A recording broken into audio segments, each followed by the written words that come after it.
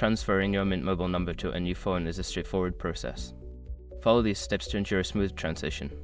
Step 1. Check compatibility. Before activation, use the sroc.com link in the description to open the eSIM compatibility checker and confirm your device and carrier are supported. Step 2. Backup your data. Before switching devices, back up your data on your old phone.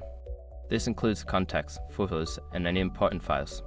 Use cloud services or transfer tools to ensure nothing is lost during the transition. Step 3. Insert the SIM card. Take the SIM card from your old phone and insert it into your new phone.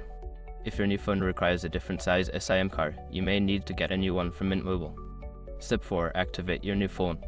Turn on your new phone and follow the on-screen instructions to activate it. If prompted, enter your Mint Mobile account details to link your number to the new device. Step 5. Test your new phone.